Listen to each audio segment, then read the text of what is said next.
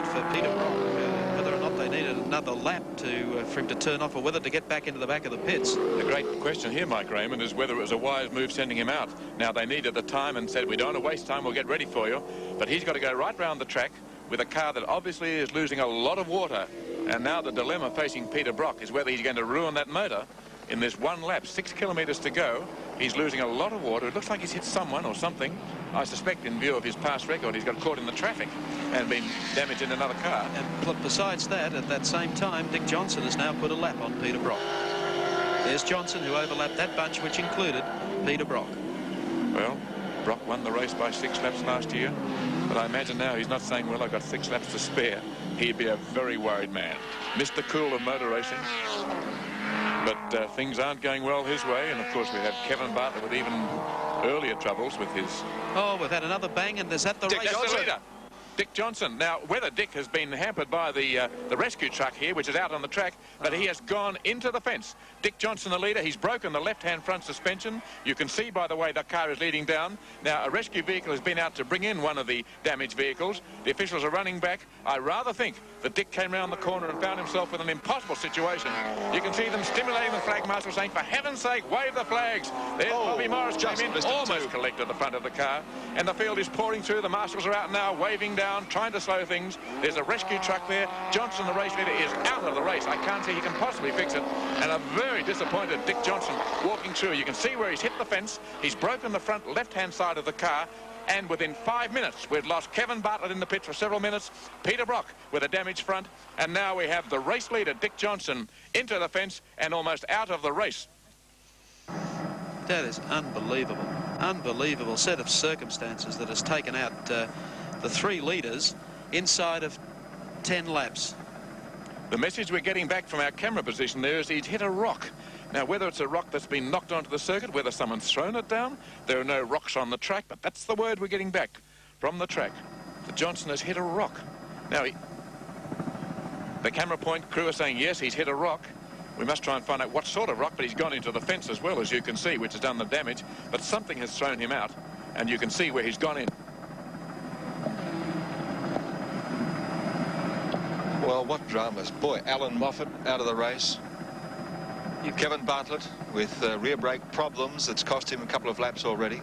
Peter Brock done some damage to the front of his car and is going to have to come back in for repairs momentarily and has lost a lap, or had lost a lap, down to Dick Johnson. And no sooner did we say that, and here's Dick Johnson out of the race. There's the tender vehicle. Good. Oh, you can see how he went up the wall there now. He was lucky not to go to the top of the wall. In fact, the way he hit that so well, the hard. marshal is still falling backwards down there, and you can see whether or not there has been a wild swerve or something. We'll have to wait to get the absolute story on that. That's absolutely incredible. He must have hit that wall flat out. Well, as fast as he got up the hill, he came around the corner, and obviously he's had to change line because of the rescue truck out there.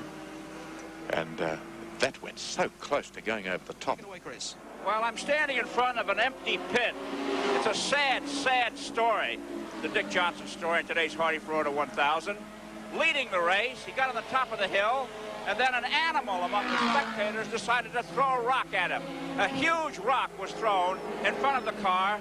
Johnson hit it, crashed, and was out of the race. His car was put on the wrecking truck.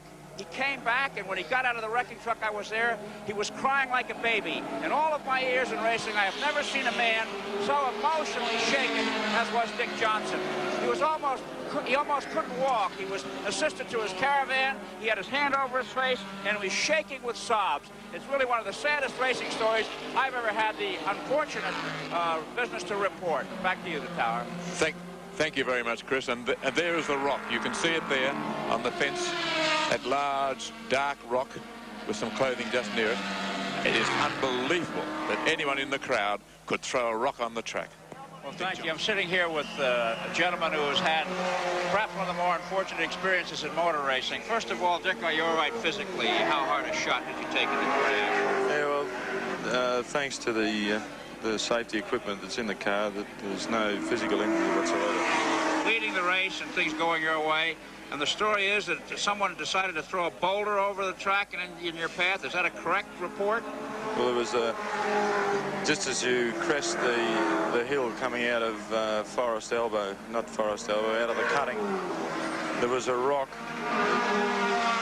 It was the size of at least an overnight bag, and it was right on line, and you cannot see it until you crest the hill. And unfortunately, I tried to avoid the rock, but because of these complete and utter irresponsible bloody morons. I agree with you, totally. That we have up there, I can honestly say that I will never ever race at Bathurst again until such time as they have a 20-foot high wire fence.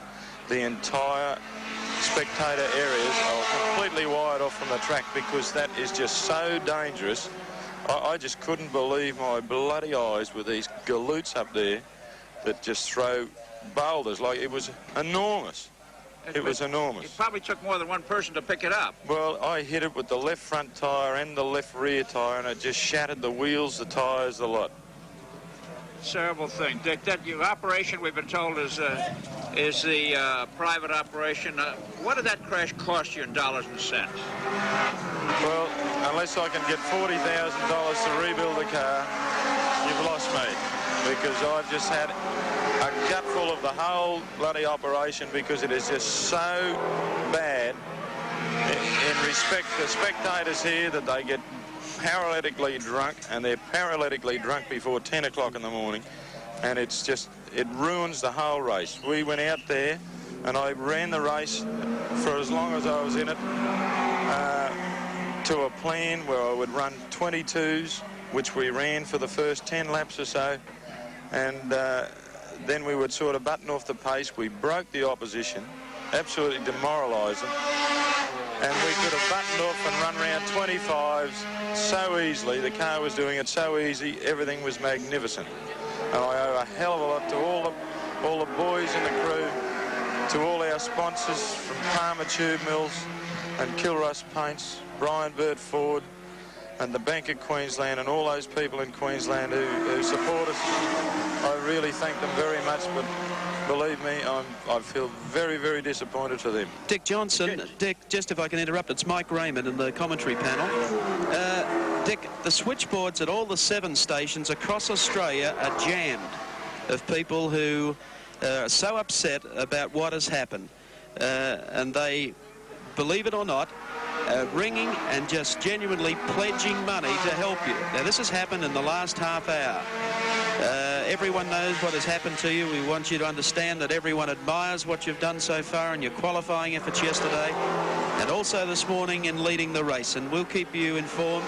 I know the viewers across Australia are absolutely shattered by what has happened, the same as you are shattered. We all feel the same. Probably not a motor racing supporter who threw that, probably some idiot that just came in to cause a disturbance. So take time out, we'll keep you informed what happens, Dick. Thank you very much, Michael. One more question for you. You've been in racing a long time. Have you ever been so emotionally let down as you were? I saw you get out of the truck there. I can see you were touched right to the core. It had to be an emotional shock more than a physical one. Has anything like that ever happened in racing before?